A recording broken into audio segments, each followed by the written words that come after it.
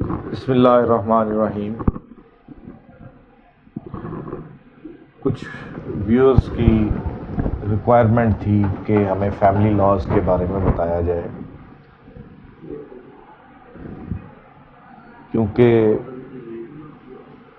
Family matters میں بہت ساری پریشانیاں مختلف خاندانوں میں آتی ہیں۔ اس کو مد نظر رکھتے ہوئے بہت سی کیوریز آئی کہ ہمارا یہ مسئلہ ہے، اس کا حل سمجھ نہیں آ رہا، ہمارا یہ مسئلہ ہے، اس کا حل سمجھ نہیں آ رہا۔ فیملی لاز بیسیکلی دو پورشن میں ہے۔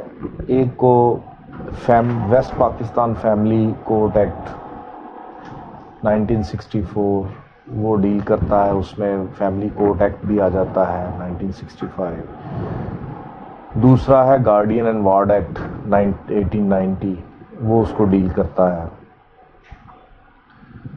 فیملی ایکٹ جو معاملات ڈیل کرتا ہے وہ میاں اور بیوی دونوں کے ہیں۔ کچھ حقوق قانون نے شوہر کو دیے ہوئے ہیں اور کچھ حقوق بیوی کو دیے ہوئے ہیں، لیکن ایک بیلنس کے ساتھ۔ اگر بیوی بغیر کسی وجہ کے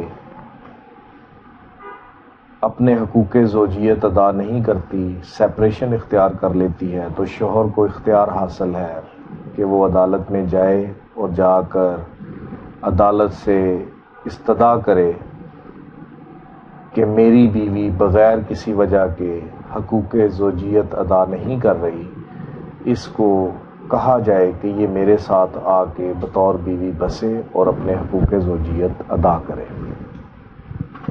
عدالت اس میں انٹرفیئر کرتی ہے، عدالت بیوی کو بلائے گی اور بلانے کے بعد پوچھے گی، اس کے معاملات دیکھے گی، اور اگر شوہر سچا ثابت ہوا کہ کوئی وجہ سامنے نہیں آئی کہ جس کی وجہ سے وہ حقوق زوجیت ادا کرنے سے انکاری ہو، تو عدالت بیوی کو حکم دے گی کہ تم جا کے اپنے شوہر کے ساتھ بسو اور حقوق زوجیت ادا کرو۔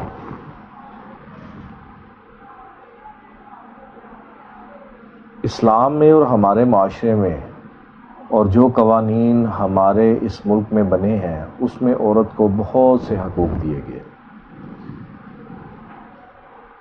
حقوق دینے کا مطلب کسی کو طاقتور کرنا ہوتا ہے اگر وہ کمزور ہے، لیکن اس کا مطلب ہرگز یہ نہیں ہے کہ اگر عورت کو حقوق ملے ہیں تو مرد کا استحصال ہو رہا ہے، ایسا قطعاً نہیں ہے۔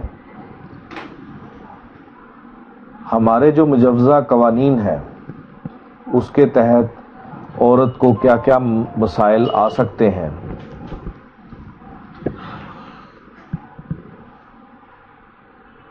وہ مسائل: نمبر 1،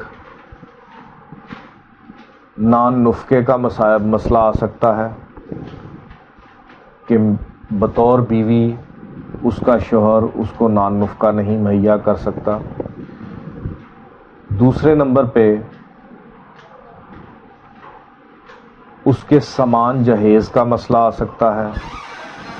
تیسرے نمبر پہ حق مہر کا مسئلہ آ سکتا ہے۔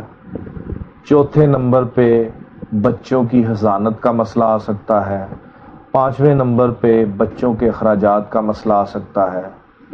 یہ وہ سارے مسائل ہیں جن کے حل کے لیے اسلامی قوانین بھی موجود ہیں اور ہمارے آئلی قوانین بھی موجود ہیں، اور وہ آئلی قوانین اسلامی قوانین کے تحت ہی بنائے گئے ہیں۔ 90%، 10% معاشرے کو سامنے رکھتے ہوئے، معاشرتی اقدار کو سامنے رکھتے ہوئے ویریٹ کرتے ہیں۔ اب اگر بیوی کو یہ مسائل جو میں نے آپ کے سامنے بیان کیے ہیں، کسی ایک کا بھی مسئلہ آتا ہے کہ شوہر اس کا نان نفقہ پورا نہیں کرتا، تو وہ جا کے عدالت کا دروازہ کھٹکھٹا سکتی ہے۔ اب ہمارے معاشرے میں عورت کو طلاق دینے کا حق ابھی بھی کم ہے. بہت کم خاندان ایسے ہیں کہ جو بوقت نکاح عورت کو کھلے دل کے ساتھ یہ حق دیں کہ آپ کو جیسے مرد کو حق حاصل ہے آپ کو بھی حاصل ہے کہ آپ بھی کسی بھی وقت طلاق دے سکتے ہو. اب یہاں پہ معاملہ سٹک نہیں کر جاتا. اگر عورت کو نکاح نامے میں اور نکاح کے دوران طلاق کا حق نہیں ملا تو اس کا مطلب یہ نہیں ہے کہ عورت اب باوجود اپنے استحصال کے، باوجود ان زیادتیوں کے جو اس کا شوہر اس کے اوپر کرتا ہے، مجبور ہے کہ وہ اپنے شوہر کے ساتھ ہی رہے گی، وہ شوہر سے طلاق ساری زندگی نہیں لے سکے گی. یہ پاسبلٹی نہیں ہے. قوانین موجود ہیں، وہ خلا کی بنیاد پہ. اگر ایک عورت، ایک بیوی اپنے شوہر کی زیادتیوں کا شکار ہے اور وہ اس نج تک پہنچ گئی ہیں زیادتیاں اس کے شوہر کا، شوہر کی فیملی کی طرف سے، کہ وہ اس کو نہیں برداشت کر سکتی، تو اس بات کا پورا حق عورت کو حاصل ہے کہ وہ عدالت کا دروازہ کھٹکھٹائے کہ میری اس شادی کو ختم کر دیا جائے خلا کی بنیاد پہ، میری اس میرج کو ڈیزالو کر دیا جائے آن دی بیسس آف خلا. خلا کا کانسیپٹ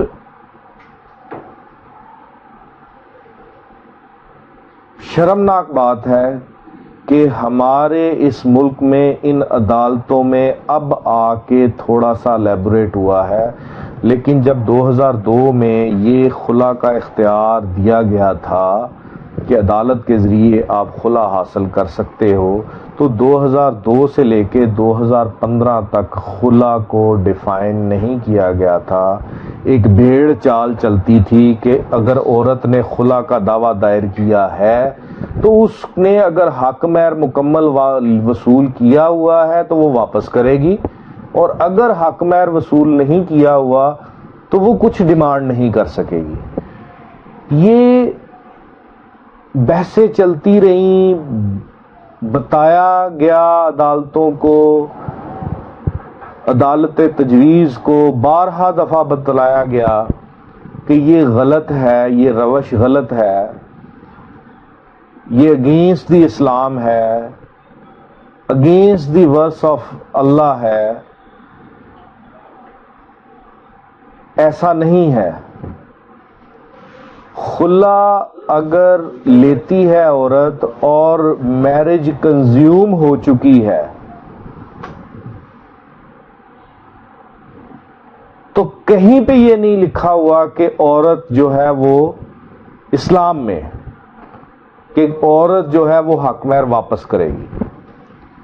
پرسنٹیج ہے، احسن طریقہ ہے، مرد کو مخاطب کیا گیا ہے، چھوڑ دو گے تو احسن ہے، اتنا چھوڑ دو احسن ہے.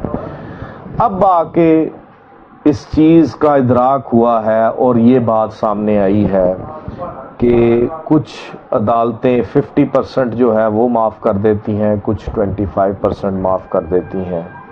لیکن یہ چلیں انیشل سٹیج پہ یہ معاملہ چل پڑا کیونکہ اس کے بارے میں قانون سائلنٹ ہے.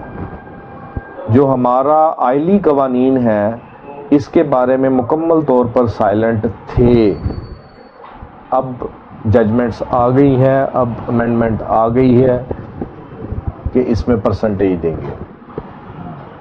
اب خلا کی بنیاد میں آپ کو گوش گزار کرتا چلوں کہ جب یہ قانون میں ترمیم نہیں آئی تھی تو 3 سال 4 سال مقدمات عدالتوں میں چلتے ہوتے تھے صرف ایک عورت کو اپنا حق طلاق حاصل کرنے کے لیے.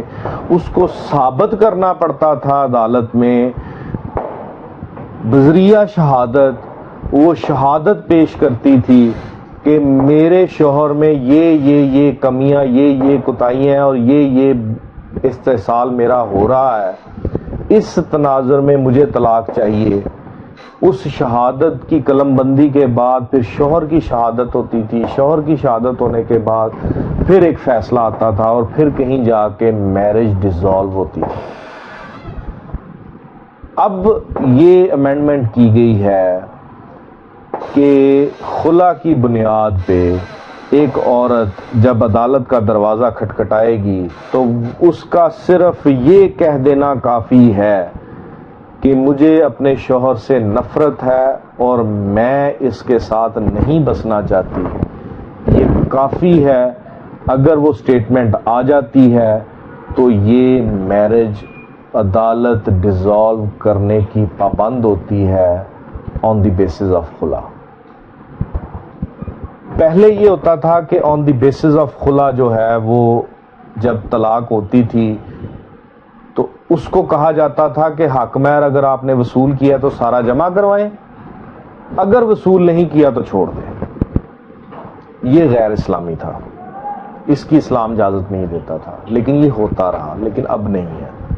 اب اس میں آ گئی ہے چینجز، اب 50% تک جو ہے وہ معاملات چلتے ہیں کہ اگر اس نے وصول کر لیا ہے تو 50% واپس کرے گی، اگر اس نے وصول نہیں کیا تو وہ 50% لے گی، کیونکہ اسلام کہتا ہے کہ جب میرج جو ہے کنزیوم ہو جائے تو عورت حق مہر وصول کرنے کی مکمل طور پر حقدار ہے۔ اب پھر عورت کو مسئلہ آتا ہے کہ جب عورت کی شادی ہوتی ہے اور اس کے بچے ہو جاتے ہیں تو شوہر بچوں کا اور اپنی بیوی کا خیال نہیں رکھتا۔ اب عورت نے اپنی کوکھ سے بچوں کو تو جنم دیا، اس نے بچے پالنے بھی ہیں،